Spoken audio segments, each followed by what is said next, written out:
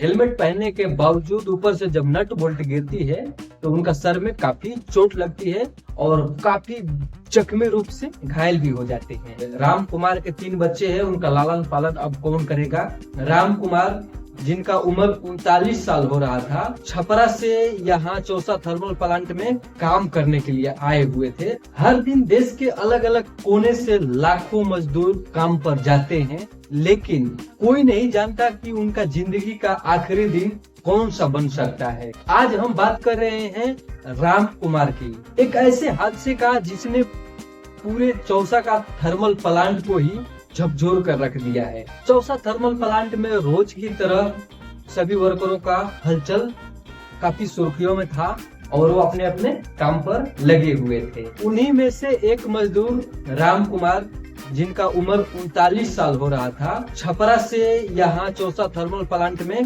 काम करने के लिए आए हुए थे और काम बेखुदी से ईमानदारी से कर भी रहे थे।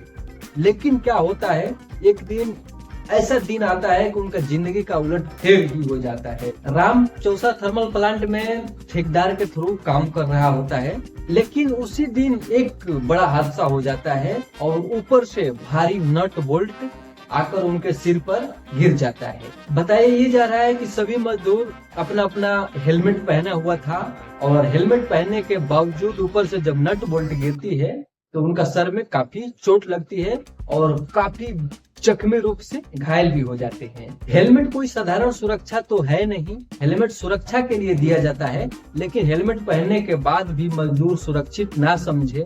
और आप देख ही रहे हैं वीडियो के माध्यम से कि हेलमेट पहनने के बाद नट बोल्ट जब गिर जाता है तो कैसे राम का अभी सर में चोट लगने के कारण बहुत काफी चोट भी लग जाती है। हादसे के बाद राम के साथी जो साथ में वर्कर थे, आनंद फानंद में उसको ले जाकर नजदीकी चौसा में सदर अस्पताल, सरकारी अस्पताल में भर्ती करा देते हैं और डॉक्टरों का टीम इलाज में जुट जाती है। डॉक्टरों का टीम इलाज करते हुए ये बताती है कि सर में काफी गहरा चोट है और इनका स्थिति नाजुक है। वहाँ के अन्य मजदूर से जब बात किया गया तो वहाँ पर जो मजदूर है ये बताते हैं कि यहाँ पर सुरक्षा के नाम पर तो कागज में बस लिखा हुआ है, सुरक्षा नाम का कोई चीज नहीं है ये थर्मल प्लांट में, और सुरक्षा के वजह से ऐसा हादसा होता जा रहा है। ये हादसा रोकना है तो सुरक्षा कागजी में नहीं हकीकत में होना चाहिए। राम छपरा के रहने वाला, इनका छोटे छोटे 3 बच्चा भी है।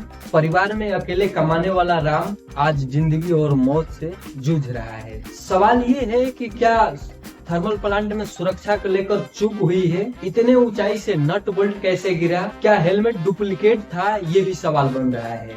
अगर ये सब था तो कानूनी प्रक्रिया से जांच भी होना चाहिए। बाकी राम कुमार के लिए भावपूर्वक श्रद्धांजलि। और राम कुमार के 3 बच्चे हैं, उनका लालन पालन अब कौन करेगा? अभी वो जिंदगी मौत से जूझ रहे हैं।